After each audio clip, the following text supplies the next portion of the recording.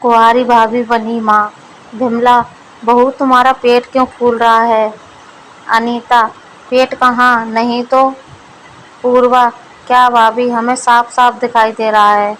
अनीता: ओ हाँ, शायद ज्यादा खाने की वजह से हुआ है, ठीक हो जाएगा, आप लोग चिंता मत कीजिए। लेकिन और 1 महीने बाद पेट थोड़ा और फूल गया।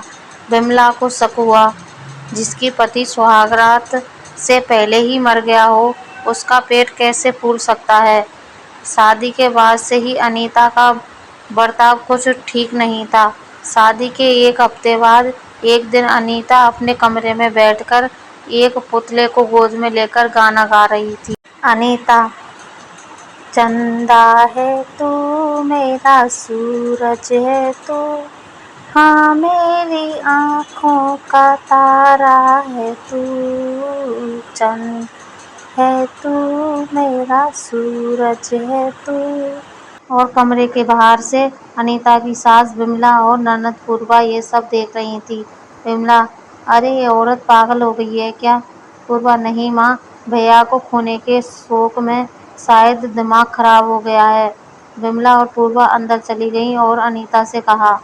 विमला: बहुए क्या कर रही हो, एक पुतले को खिला रही हो? अनीता: हाँ माँ, मैं तो हमेशा से एक बच्चा चाहती थी, लेकिन देखते ही देखते क्या से क्या हो गया। अनीता की आंखें भर आईं। 1 हफ्ता पहले ही उसकी शादी हुई थी। मंडप में शादी खत्म होने के बाद ही उसके पति रौनक के पास एक चिट्ठी आई। रौनक: अरे ये किसकी चिट्ठी है, पढ़कर देखता हूँ। रौनक आर्मी ऑफिसर था और वह चिट्ठी आर्मी की तरफ से आई थी। रौनक: बॉर्डर पर जंग छिड़ गई है, मुझे अभी जाना होगा। यह सुनकर अनीता अपने आप को संभाल नहीं पाई। अनीता: तो फिर हमारी सौगात का क्या होगा रौनक? रौनक: जंग से लौटने के बाद हम सौगात मनाएंगे। अनीता: तुमने मुझे प्रॉमिस किया था रौनक कि तुम मुझे एक बच्चा दोगे, मुझे बच्चे बहुत पसंद हैं। रौनक: हमारा बच्चा होगा अनीता, बस थोड़ा इंतजार कर लो, जंग से लौटने के बाद ही रात तुम्हारे साथ ही बिताऊंगा। रौनक जंग लड़ने चला गया। अनीता ससुराल चली गई और रौनक के फोन का इंतजार करने लगी। 2 दिन बीत गए लेकिन रौनक का कॉल नहीं आया। अनीता बेचैन हो गई। अनीता: 2 दिन हो गए, वो कहाँ होंगे, किस हाल में होंगे। विमला: बहुत ज्यादा चिंता मत करो, तबीयत बिगड़ जाएगी। पूर्वा: हाँ भाभी, आर्मी ऑफिसर से शादी करोगी तो जिंदगी भर इंतजार ही करना पड़ेगा। भैया तो हमेशा ऐसे ही अचानक से चले जाते हैं, हमें इन सब चीज़ों की आदत हो चली है। लेकिन अनीता का मन नहीं मान रहा था। अनीता: पता नहीं क्यों मुझे कुछ गड़बड़ लग रही है, नहीं तो वो एक कॉल तो जरूर करते। अगले दिन अनीता दरवाजे के बाहर बैठकर रौनक की राह देख रही थी। इतने में पियोन चिट्ठी लेकर आया। पियोन: ये आर्मी ऑफिसर रौनक का घर है। अनीता: हाँ, उन्होंने चिट्ठी भेजी है क्या?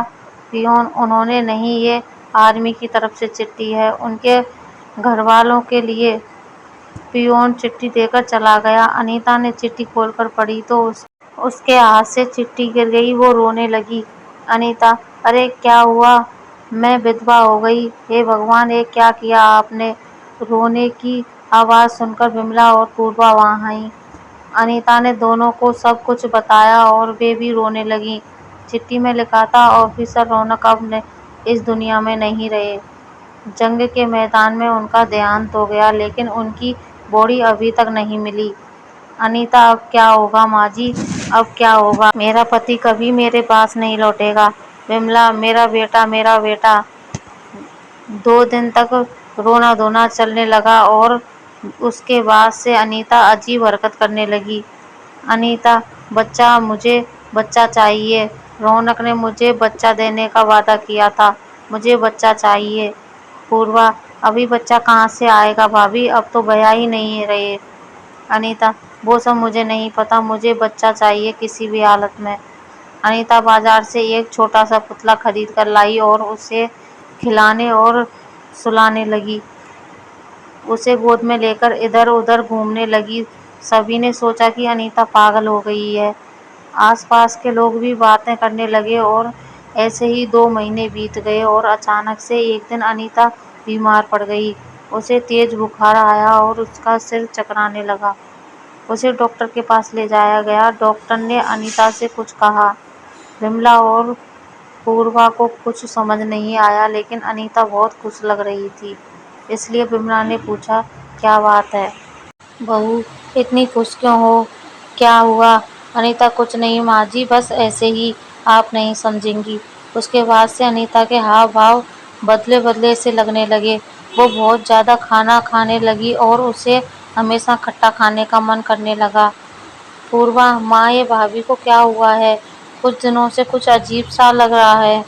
विमला, पता नहीं बेटी, शायद रौनक की मौत के शोक को अब तक भुला नहीं पाई है। विमला ने इसे इग्नोर कर दिया, लेकिन 3 महीने बाद अनीता का पेट फूलने लगा।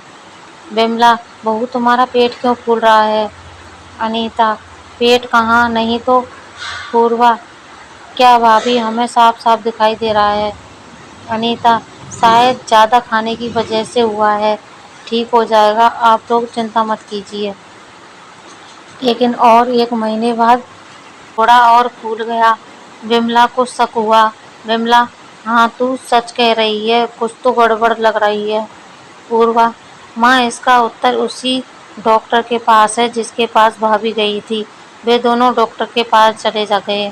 विमला, डॉक्टर साहब, हमारी बहू को क्या हुआ है?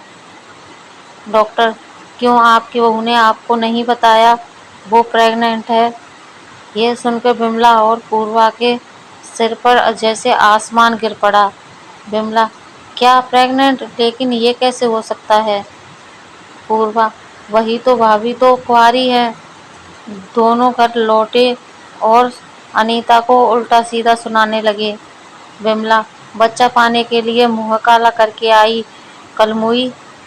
पूर्वा, हाँ भाभी, ये आपने गलत किया, भैया आपसे प्यार करते थे। विमला, बता, इस बच्चे का बाप कौन है? अनीता, मैं नहीं बता सकती। विमला, हाँ, कैसे बताएगी? पता नहीं कौन सी पापी औरत को घर की बहू बनाकर लाई हूँ। अनीता, खबरदार माँ, मेरे चरित्र पर उंगली मत उठाइए। विमला, तो क्या करूँ? तेरी पूजा करूँ? विमला बहुत गुस्सा हो गई और उसने अनीता को घर से निकाल दिया। अनीता समझ गई कि इस घर में उसे जगह नहीं मिलने वाली है। सिर्फ उसे पता था कि उसके बच्चे का पिता कौन है, लेकिन वो किसी को बता नहीं सकती थी। अनीता मायके लौट गई, लेकिन सब कुछ सुनने के बाद वहां से भी उसे निकाल दिया गया। बेचारी अनीता फुटपाथ पर रहने लगी और कुछ महीने बाद वहीं उसे एक बेटा हुआ, लेकिन उसके पास अपने बेटे की परवरिश करने के लिए पैसे नहीं थे, इसलिए वो अपने ससुराल के दरवाजे पर उसे रख कर आई। विमला ने दरवाजा खोला और बच्चे को देखा।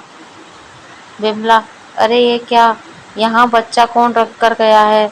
जरूर उस कलमुही का अनीता ने किया होगा। विमला दरवाजा बंद करने ही जा रही थी कि तभी उसने देखा कि उस बच्चे की दाहिने गाल पर एक तिल है। विमला, अरे मेरे बेटे के गाल पर भी एक तिल था, वो भी दाहिने गाल पर, ये कैसे संभव है? विमला आश्चर्यचकित होकर खड़ी थी कि तभी एक कांड हो गया। रौनक विमला के सामने आकर खड़ा हो गया। रौनक, माँ, कैसे हो आप? विमला, अरे बेटा तू, चिट्ठी में तो लिखा था कि तू। वो सब झूठ था माँ, मुझे एक सीक्रेट मिशन पर भेजा गया था, इसलिए मुझे मरने का नाटक करना पड़ा। लेकिन इस बीच में एक रात चुपके से घर आया था और केवल अनीता से मिल पाया था।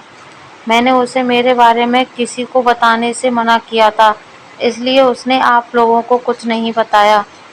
अब जाकर विमला और पूर्वा को सारी सच्चाई समझ में आई। विमला, इसका मतलब ये बच्चा तेरा है? इसका मतलब बहू ने कोई पाप नहीं किया और मैं फालतू में उस पर शक कर रही थी। तू बहू को ढूंढ कर ला। रौनक तुरंत बाहर गया और बहुत ढूंढने के बाद आखिरकार उसे अनीता मिल गई। वह अनीता को लेकर घर आया। विमला और पूर्वा ने उससे माफी मांग ली और उसके बाद सभी खुशी खुशी रहने लगे। दोस्तों, ये फैमिली स्टोरी आपको कैसी लगी? नीचे कमेंट में हमें ज़रूर बताइएगा। कहानी को पूरा पढ़ने के लिए शुक्रिया। कहानी अच्छी लगे तो लाइक करें, शेयर करें। चैनल को सब्सक्राइब नहीं किया है तो सब्सक्राइब कर लें। धन्यवाद।